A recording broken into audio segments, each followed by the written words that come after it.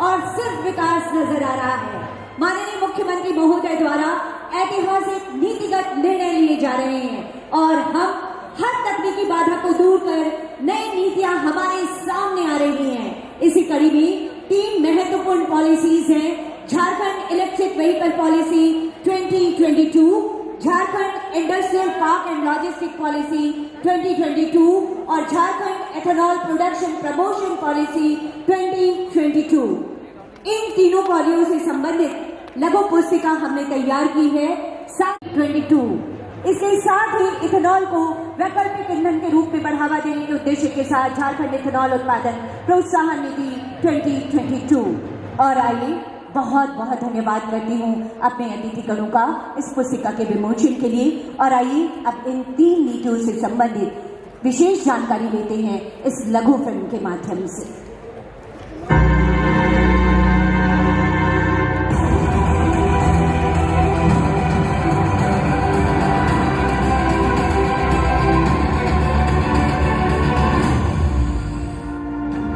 झारखंड राज्य में पारंपरिक संपदाओं का दोहन कम करने, नई संभावनाएं तलाशने और पारिस्थितिकी तंत्र के संतुलन के लिए माननीय मुख्यमंत्री हेमंत सोरेन की दूरदर्शी और प्रगतिवादी सोच से राज्य लगातार प्रगति के मार्ग पर अग्रसर है। ये बदलते झारखंड की बदलती तस्वीर है। झारखंड पारंपरिक उद्योगों से इतर नए समावेशी उद्योगों की तरफ बढ़ रहा है, जहां पर्यावरण, किसानों की समृद्धि और ढांचागत सुधार इत्यादि भी प्राथमिकता है। राज्य के चहुमुखी विकास के लिए हेमंत सरकार द्वारा लागू किए गए Jharkhand electric vehicle policy 2022, Jharkhand ethanol production policy 2022 और Jharkhand industrial park and logistic policy 2022 सबसे अहम है। देश में इन तीनों पॉलिसियों को लागू करने वाले कुछ ही राज्य हैं। हाइब्रिड और इलेक्ट्रिक वाहनों को बढ़ावा देते हुए राष्ट्रीय ईंधन सुरक्षा प्राप्त करने के उद्देश्य से झारखंड इलेक्ट्रिक व्हीकल पॉलिसी लागू की गई, जिससे एक और आर्थिक विकास होगा तो वहीं पर्यावरणीय संरक्षण भी होगा। राज्य में 2030 तक ICE इंजन बेस्ड गाड़ियों को इलेक्ट्रिकल वाहन में बदलने का लक्ष्य है। साथ ही 2027 तक ACC बैटरियों के मैन्युफैक्चर के लिए मेगा प्रोजेक्ट की स्थापना की जाएगी। कार्बन उत्सर्जन न के बराबर करने वाली ये गाड़ियां पर्यावरण हितैषी हैं।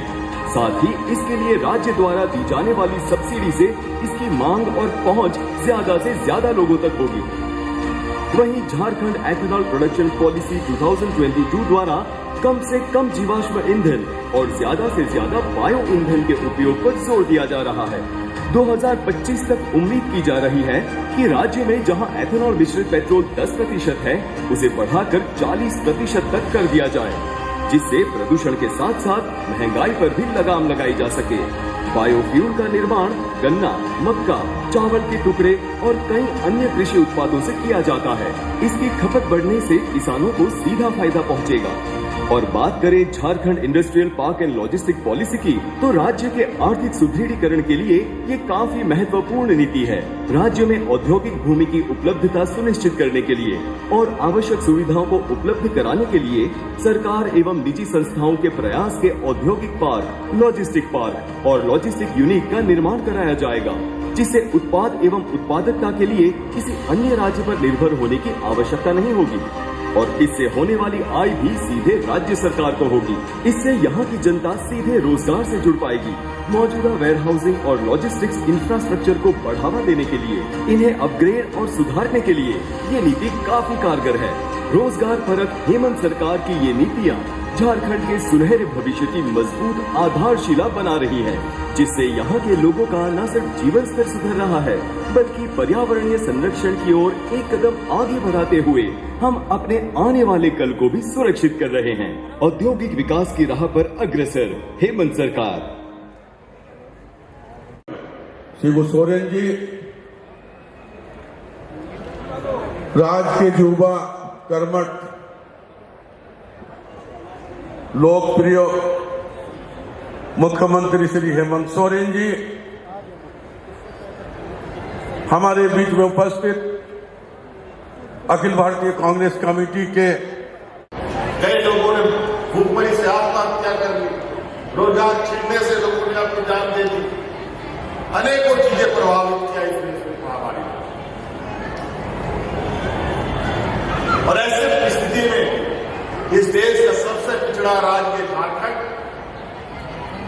यहाँ के लोगों की सहनशीलता